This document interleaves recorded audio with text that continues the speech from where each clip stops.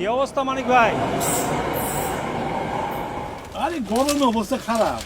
এইবার তো আসমান ভাঙে গরম পড়তেছে। ও চান ভাই, এক কাপ লাল চা তো। হ্যাঁ দিতেছি।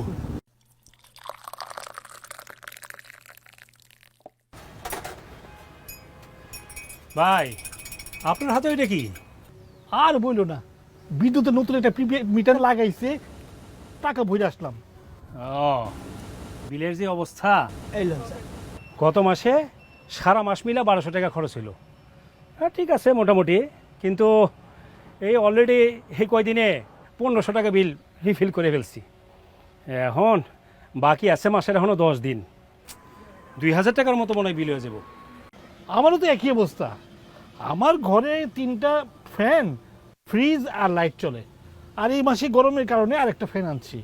তাও মোটামুটি সারা মাসেই মোটামুটি ইউজ হয়েছে। আর আমার পোলার ঘরে এসি চলতেছে একটা, কিন্তু তাই বইলা দ্বিগুণ বিল উঠবো। চাচা, আমি ইরফান, আপনার নাতির স্কুলের শিক্ষক। চিনতে পেরেছেন? ও আচ্ছা, ভালো আছো? হ্যাঁ, আমি ভালো আছি। এতক্ষণ আপনাদের কথা শুনছিলাম। আসলে গরমের যে অবস্থা, সবাই নাজেহাল। আচ্ছা, গত মাসে কিন্তু আমার বাড়িতেও বিদ্যুৎ বিল বেশি এসেছে। আমি তো প্রথমে অনেক ক্ষিপ্ত হয়েছিলাম, কিন্তু পরে কিছু প্রশ্নের উত্তর জানতে পেরে আমার কাছ থেকে এটা আর অস্বাভাবিক মনে হয়নি।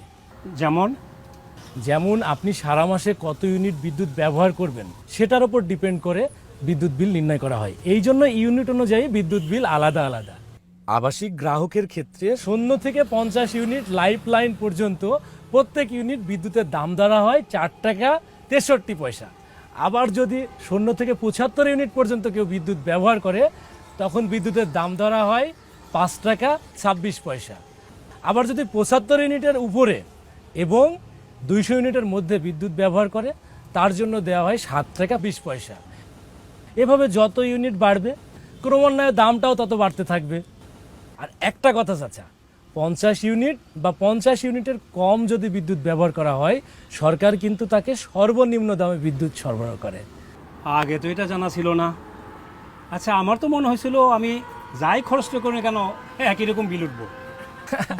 এখন তো জানলেন চাচা, যত বিদ্যুৎ বেশি ব্যবহার করবেন তত ইউনিট বেশি খরচ হবে, আর বিদ্যুৎ বিলটাও বেশি আসবে, স্বাভাবিক। এটা কোনো ভুতুড়ি ব্যাপার নাই, এটা সরকার নির্ধারিত বিদ্যুৎ বিল। ও, এখন সব ক্লিয়ার। চাচা, আরও একটা সুবিধা কিন্তু আছে। প্রিপেইড মিটার ব্যবহারের ফলে এখন কিন্তু আগের মতো বিদ্যুৎ অফিসে গিয়া কিংবা ব্যাংকে গিয়া বিদ্যুৎ বিল দেওয়ার জন্য সারাদিন লাইনে দাঁড়ায় থাকা লাগে না। এখন মানুষ যেখানে খুশি সেখান থেকে হচ্ছে যে মিটারে টাকা রিচার্জ করতে পারে। কত টাকা খরচ হয়েছে, কত টাকা বাকি আছে, প্রত্যেকটা ইউনিটে কত করে ইউনিট চার্জ কাটতেছে, সব কিছু আপনি প্রিপেইড মিটারেই দেখতে পারবেন। এর ফলে আপনার প্রয়োজন মতো বিদ্যুৎ ব্যবহার কইরা সাশ্রয়ী হইতে পারবেন। এইসব সুযোগ সুবিধা তো আগের পোস্টপেড মিটারে ছিল না চাচা। সবই বুঝলাম। আমার বাসায় প্রিপেড মিটারে মাসের শুরুতে টাকা ভরলেই 200-300 টাকা কাইটা নিয়ে যায়। আমার টাকা অযথা কাটবো কেন? এই প্রশ্নেরও জবাব আছে চাচা। প্রিপেইড মিটারে প্রতি মাসে প্রথমবার যখন আপনি রিচার্জ করবেন, তখন 3 ধরনের চার্জ কেটে রাখা হয়। 1 ডিমান্ড চার্জ, 2 মিটার ভাড়া, 3 5% ভ্যাট। এই সকল চার্জ তো আগেও পোস্টপেইড মিটারে ছিল, কিন্তু চাচা আপনি যদি একই মাসে দ্বিতীয়বার রিচার্জ করেন, তখন কিন্তু শুধুমাত্র ওই ভ্যাটটাই কাইটা নিবে, অন্য সকল চার্জ কিন্তু কাইটা নিবে না। বরং যতবার রিচার্জ করবেন ততবার বোনাস হিসেবে আপনি কিছু টাকা ফেরতও পাবেন, যা সম্পূর্ণ আপনার এনার্জি ব্যালেন্স হিসেবে মিটারেই যুক্ত হবে।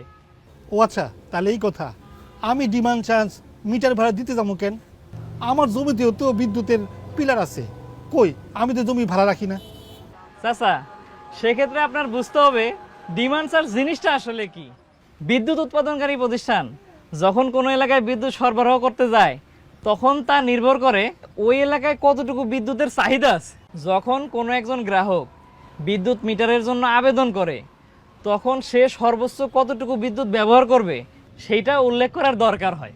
গ্রাহকের সেই উল্লেখিত লোড সরবরাহ করার জন্য প্রয়োজনীয় যন্ত্রপাতি, মালামাল, তার, ট্রান্সফরমার ইত্যাদি খরচ কিন্তু সরকারই বহন করে।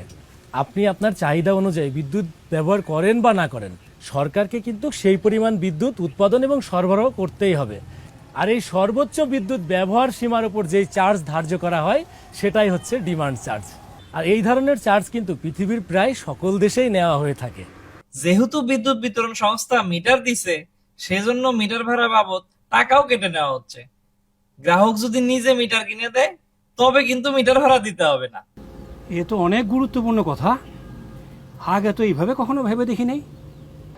ও সান কাকা, এই যে আপনি আমাদের কাছে প্রতি কাপ চায়ের দাম কয় টাকা রাখেন কোন তো? কেন বাপ 8 টাকা? এই যে আপনি 8 টাকা রাখেন, এটা কি শুধু খালি চাপাতির দাম? আরে না, 8 টাকা কি শুধু চাপাতির দাম রাউন যায়?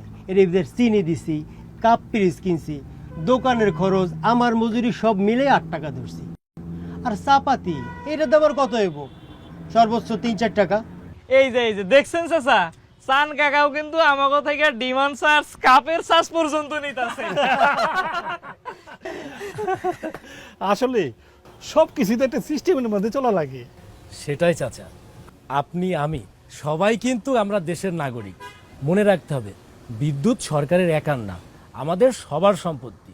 বিদ্যুৎ মানুষের দোরগোড়ায় পৌঁছে দেওয়ার জন্য কত কাজ করছে।